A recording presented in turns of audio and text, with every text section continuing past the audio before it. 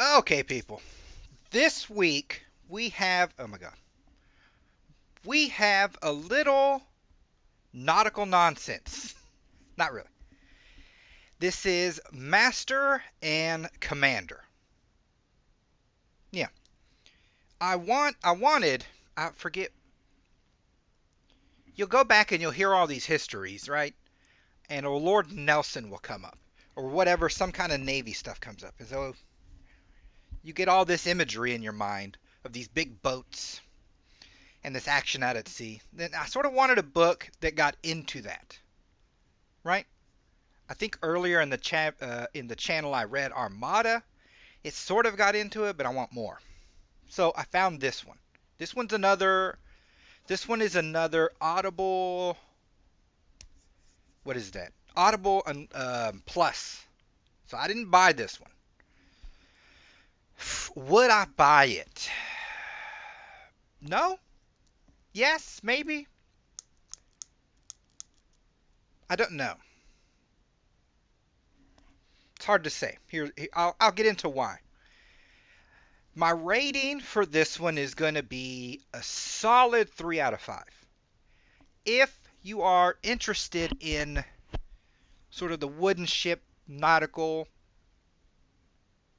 sailors and this and that, it delivers. It 100% gives you what you want. And I think better because people have said this online when I sort of looked for a nautical book. They were saying this is maybe the one of the best ones. And I can see why they say it. It is very good in that regard. But I got to sort of relate it. The analogy is Hollywood style, right? And, well, this is sort of the good and the bad of the book, I would say, all tied together. So, okay, before I get into it, if this isn't your genre, historical fiction's not your genre. And even if historical fiction is, if you're not sort of in the mood, like, okay, you might like court, king drama, or war drama. Don't skip those if you have other ones to read this one. It's its own particular feel, sort of just like the ocean is. It's very much in its realm. So if you're not feeling ships, nautical, this and that, then maybe you can skip this one. So, like if you just finish Moby Dick and you maybe feel like a little more, it might be a good follow up to Moby Dick. That kind of thing. But you don't have to jump out of your way to read this one. Okay. So what I was going to say is pacing wise, it's the big I would say it's the biggest hurdle to the book. There's in our mind, I say our mean collectively younger people versus sort of the older generations. We grew up with Hollywood delivering to us most of our stories. You see? Even I think if you like books, odds are you're on the totality, you might have seen more movies or TV shows than books, right? Or maybe not. But even if you haven't, Hollywood's big enough and consequential enough that I think it's affecting writers as well. So even if you're reading modern books, you'll feel that pacing, the action, um, the scale of problems gets bigger, right? Everything's world ending, stopping terrorists, this kind of thing.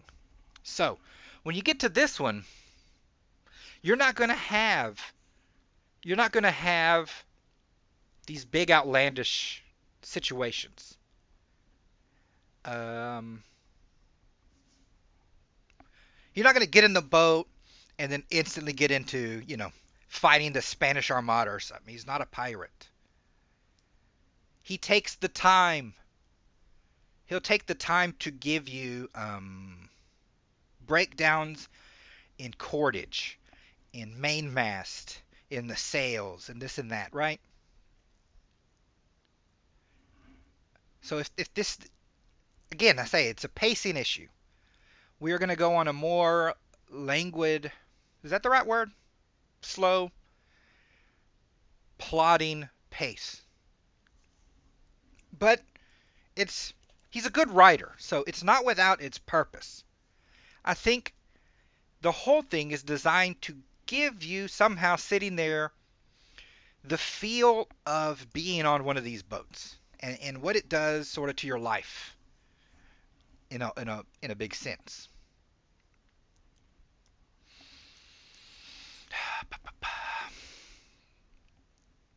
So we start off and a guy named Jack, has just been given command of his first boat. He's going to be the captain, El Capitano, right?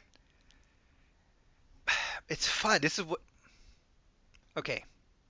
I mean, why do I like it? I'm not sounding. I'm not sounding like I like it, sort of as much as I do. But there's a.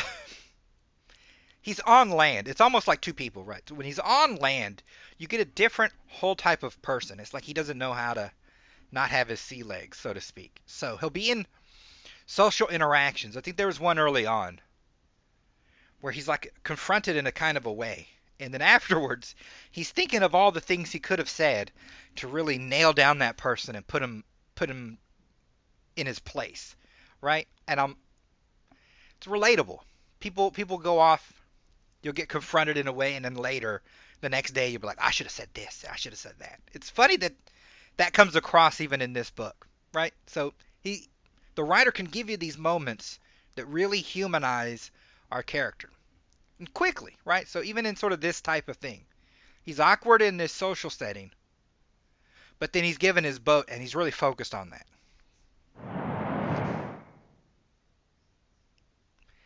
He meets a guy named Steven as he's because it's you don't just launch this boat. You have to supply it, check it, get enough rope, get enough resupply within the boat.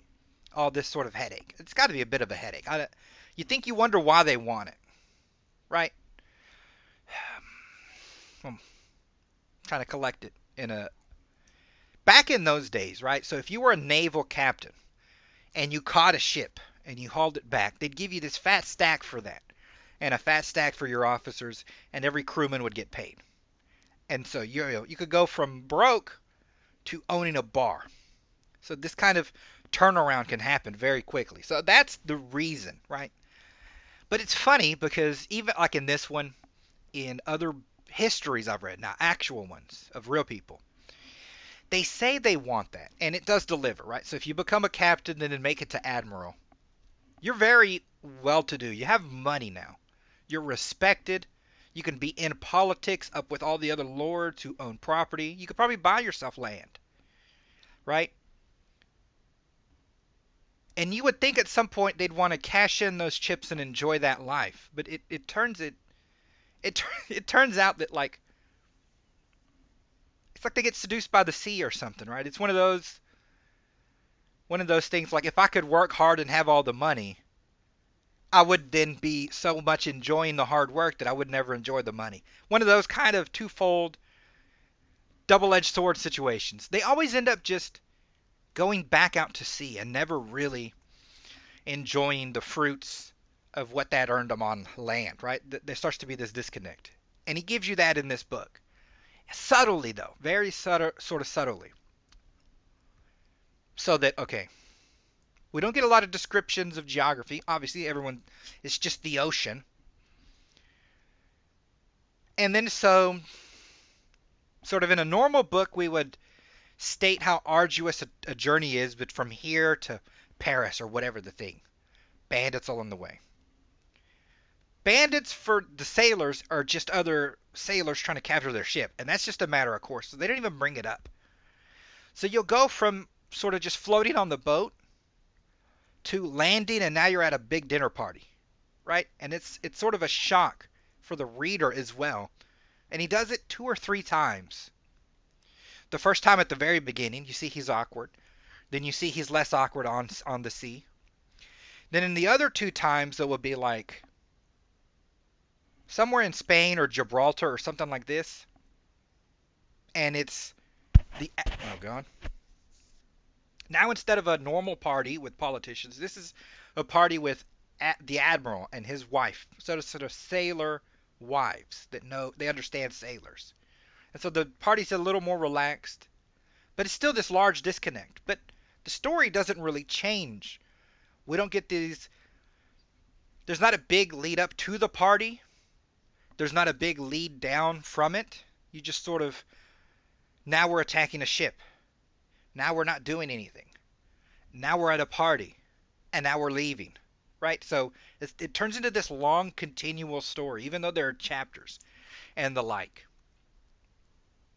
There's one part I remember specifically where we're reading the daily log, the captain's log, and it's, we caught a fish, fixed the sail, we added more rope. Rope seems to be a problem. More fish. Blue water, no storms. We fought a boat. And then it goes from there right into the long description of a boat. Right? And he keeps doing this in waves. You see what I did there? He throws these elements at you in these sort of a wave after wave, so that before you know it, it's like you're acclimatized to life on that boat, if that makes any sense. It's very subtle. It's very slick. And so there are parts when you're like, I don't care about any of this. We're just having like philosophical conversations about if you can trust a person who's Irish or Catholic or whatever, these introspective conversations they have. There's times when him and his other officers, including this doctor, they'll sit and play music, right? One plays like a clarinet or some mess. They're just playing music, right? And they're just conversating in between, which is sort of, on the one hand, it's kind of cool, right? It's not the norm today, even though we know, like, how many of you know someone who was in band, right, in high school? Even old band nerds don't typically gather at someone's house to play their old instruments for fun, right? I know D&D is starting to make a comeback and this kind of a thing, but we have book clubs. We don't typically do these kind of interactions. But I can see the benefit in them. You hanging out, you're socializing, you have a thing to do. Well, there's not a big problem. But he has these moments in this book, so that by the end, especially almost before you realize it, you're really attached to the characters. All right, you're really kind of attached. And he gives each of them sort of these personalities. Again, you got to find interesting ways to show it without, just listing it off. So our guy Stevens, he just meets him. It's Steven and the captain, and there's a bird going by. And they're talking about sort of the ship. And then Steven's like invested in this bird. Oh, look, it's whatever, and he names it off. And the captain's just eager with him. And it's not a large moment. Again, in the scope of what happens, it's not a large moment. But the way it's presented, you learn a lot about both of the people very quickly. And again, when you know them, knowing you sort of care, and the care leads to every bit of the rest of the book.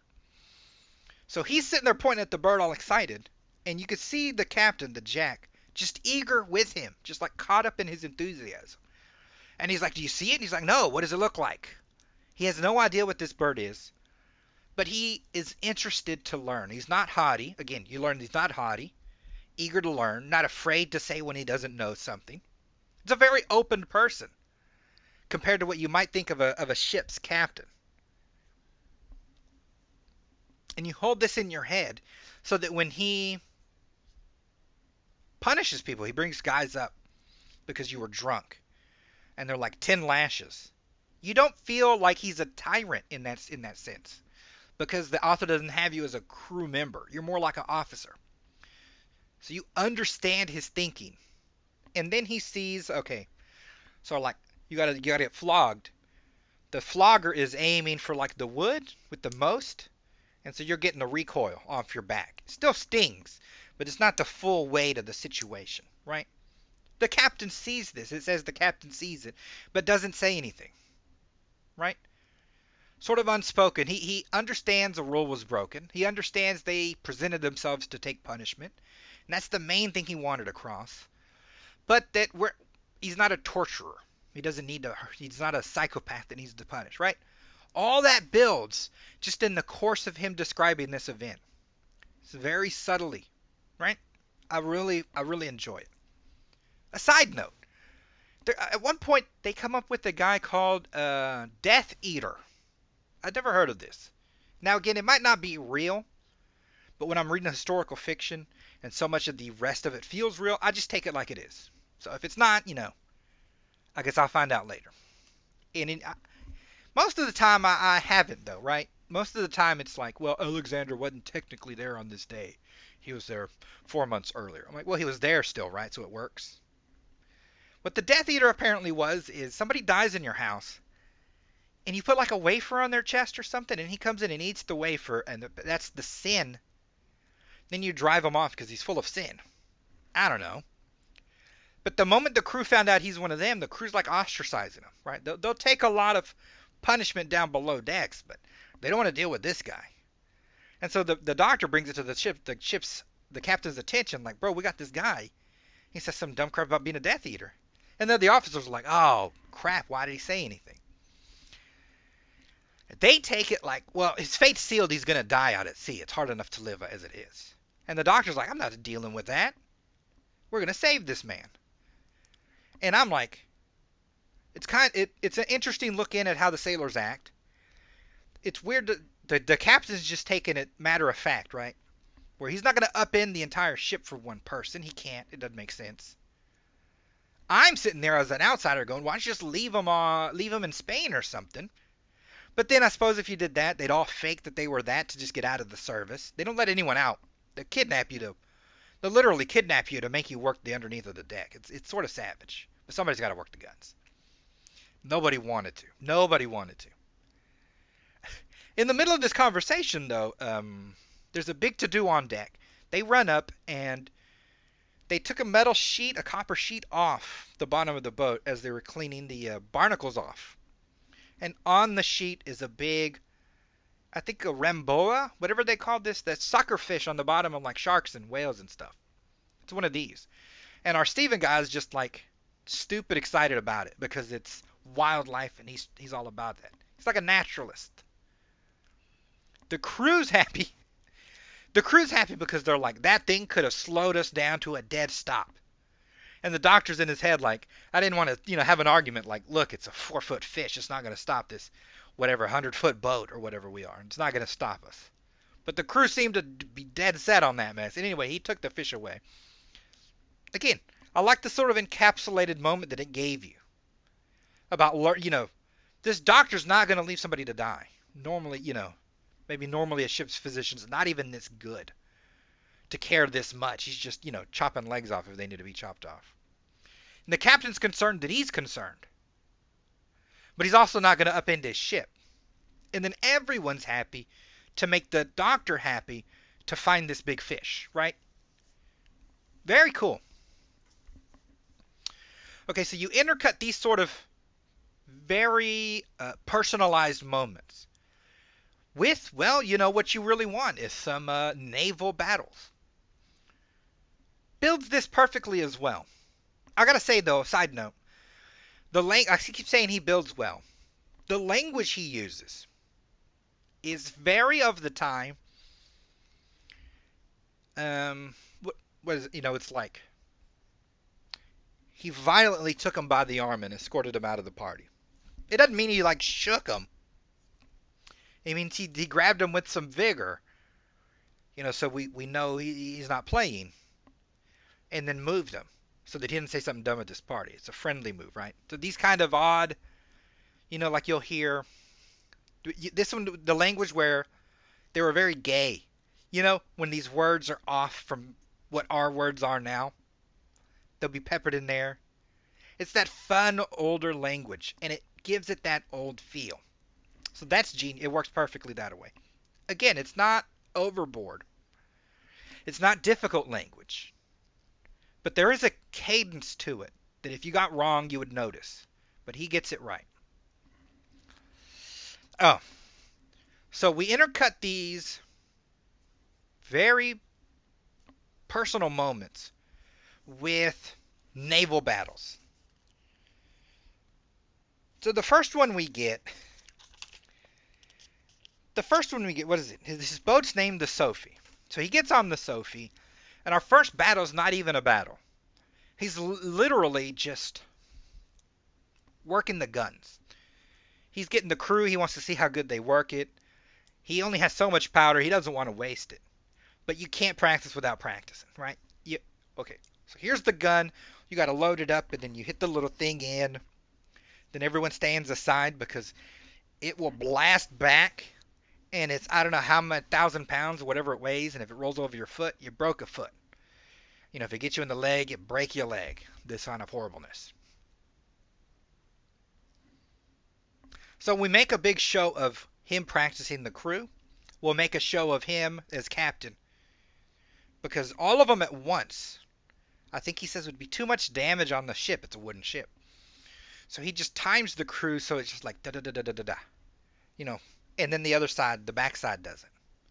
And then he'll have competitions between the sides. But then he starts us, and it's an action scene, just shooting the guns. And then later, a chapter or two later, he sees a boat, and we might have to get into some action. And then, of course, more chapters later, he's free to now, let me go try and take this boat. Those are all fun. So, what I've noticed with naval, I read it in this one. I've read another one, The Conquering Tide. It's an actual history. A lot of thinking goes on in these naval battles because you're going like 12 miles an hour for 1,000 miles or something. And even seeing your enemy, y'all are like going to take 6 hours to get in range to shoot each other, which is kind of wild to me. You know, the stress of, oh my God, let's just get this over with.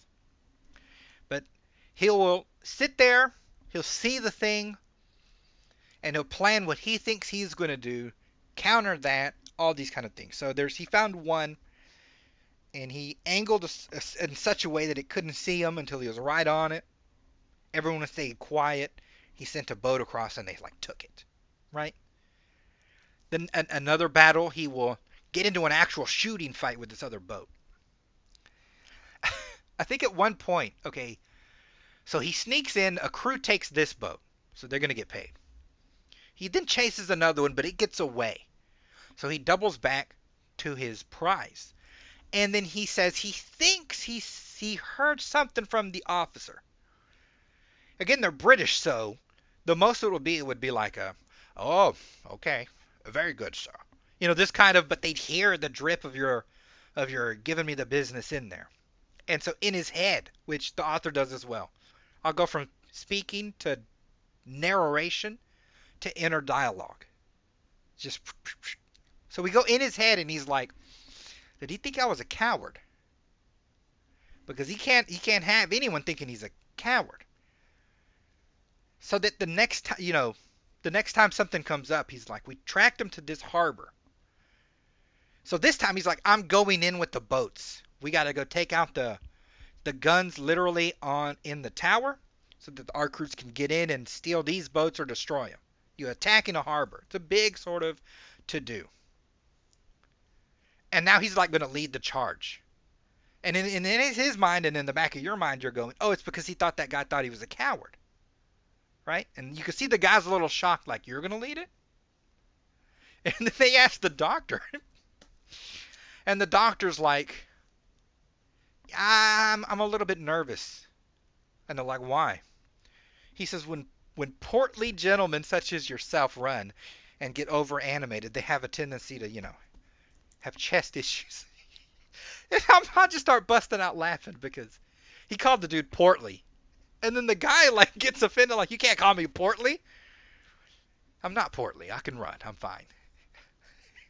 Okay, so then you hear that, you get the tenseness of them in these rowboats, essentially, these little smaller boats going to shore quiet to sneak up on the guns that are already shooting at their boat. He gets on the sand and he's running. And you just think of that comment, which I'm thinking he's thinking too, of him being portly. And he's dying. I don't know if you've ever tried to run on some sand. My boy's dying trying to run on this sand. But in his head, he's like, I know I'm a little bit portly. I mean, he was probably right about this mess. But he's like, I cannot fall. If I fall, I might not get up. And he hits the rocks, they take the guns out. But it's funny because you care. If you didn't care, you wouldn't think it's funny at all. But it's also, you're nervous because you don't want him shot. Now, again, the rules are your first character, Jack, is not going to die. The book's about him.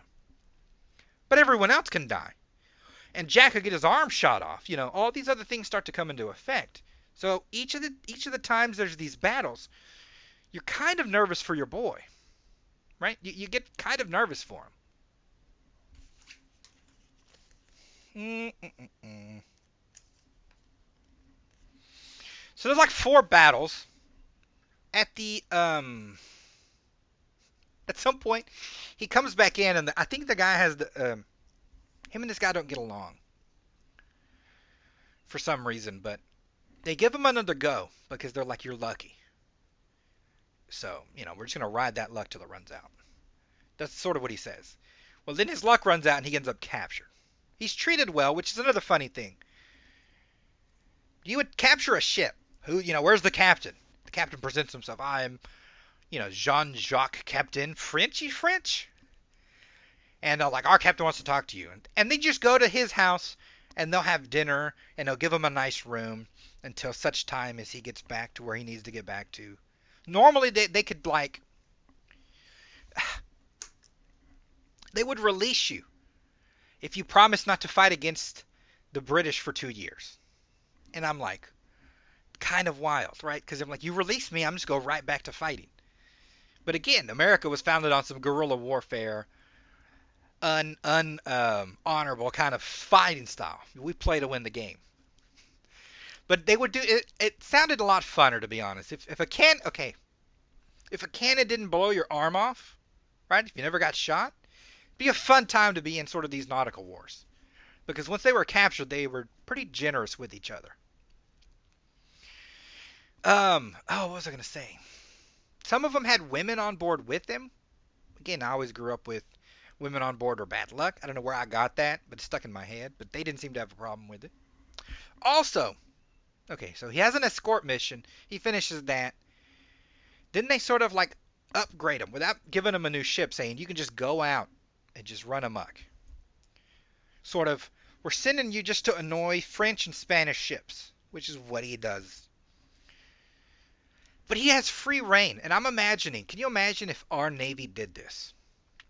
You go through the Naval Academy, you work your way up to the captain of a ship, and then they go, all right, I'm going to let you run around in this Indian Ocean, and you do whatever you want. What does that mean? If you see a boat that's British or French or somebody else's, and you go and steal it, we'll pay you like a fat stack of cash. You can go harass people. I'm assuming you could like shake them down for money. Like, hey, I don't like you, smuggling things without my permission. Give me some money. They give you money. I know in some historical ones, one guy just like, he owned a fancy yacht. And the British just stole his boat because they're like, well, we're going to steal this for the British service. And now I'm the captain of this boat. And I'm like, bro, that was just some Italian guy's boat. He's not even in your war. Don't care. I'm taking it. Right? I mean, it's sort of crazy that you would get governmental permission to do this. I can't even imagine. And it sort of shows you sort of the difference in our armed forces, modern armed forces versus back in the day. You could really do it like as a job and go get your money. Like literally go get it. Very wild. In any case, he ends up captured. He sees some battle from prison, and then he's, obviously, he gets released and rescued or whatever. Well, the book ends with a court-martial. Again, by this time, you know these characters fairly well. You like these characters. They call Stephen and the other officers, and he is talking to Stephen because that's his boy. No, wait, there's one more moment. I thought it was cool. Stephen talks to him, and they're like close to shore. So he asks, can I get about 12 hours on shore? And Jack thinks he has a lady friend on shore. Stephen lets him think whatever he wants. What Stephen does, he just walks sort of up a hill and sits on a log. And he's trying to let the sort of the day absorb into him. Meaning, I want to see the rabbits. I want to see the squirrels and the birds and the trees and everything dry land can get me. I want to just sort of imprint that on my memory. right? And I'm like, that was such a cool element because if you're not a naval guy, you will start to long for land, right? For to sit and look at a tree, to go for a walk. These kind of things that you have that you'd sort of take for granted. He had this moment where he was taking that in. And I thought it was such a cool, quiet little moment. All right, back to the court martial. So he's getting court martial because he lost his ship, and they're British, and they're like, well, whatever the reason, court martial's gonna figure it out. And Steven's like, I'm nervous. Why are they bringing me in? And our Jack guy, he's calm, right? It doesn't matter. He's like, this is silly anyway. You're fine. They're just bringing you in to be thorough. It's me they're after. And he's fine up until the moment like they're gonna call on him now. They say he gets so like nervous that he like walks into some kind of a door frame real freaking hard. And so he's seeing double. He's nervous like he's gonna throw up. And he just sort of gives his position in this sort of awkward kind of a way, like he doesn't know how to talk all of a sudden. And I thought, I'm like, some things really don't change. You can be as innocent as you could be 100% innocent. Know that you're 100% innocent. Everyone in the room knows you're innocent. But the moment you go to court, you'll be fine up until like where the jury's come back with a verdict. Then you're kind of nervous because at the at the end of the day, your fate is out of your hands, right? And so you get this feeling along with him, like I don't exactly know how this trial's going to go. It sort of came on us quick. I don't think it's right. I think my boy did everything right, but I don't know how this court martial's going to go. It feels very serious. Now it turns out it was just form. They were never going to get him in trouble. Everyone's fine with it. He's collected enough boats to, you're going to lose some boats. They're all like, we get it. But them going through the motions, you feel it for a second. And then it kind of ends with the trial. And then I believe, because they're not super long books, I believe the series continues to follow him for a while as he progresses up in the Navy. Very fun book, especially if you're feeling the Naviness. If not, go ahead and skip it. This is a bit of a shorter video, but it is what it is. What can I do? But if it bugs y'all, tell me. Don't give me these short baby videos no more. Ad time. Okay. Want to thank everyone who sticks it through the ads. The real ones. You get an extra thank you for looking at the ads. The ads being my books that you could go and then own and read at your leisure. Would my books be better than this? Yes and no. Yes, because I think my stories are great. They're more modern stories. No, in that it can't scratch the nautical itch. So if you got the nautical itch, this one still wins out. But mine are still good. But you still have also the option of the Kindle Unlimited, in which you could get, all of them for like $4.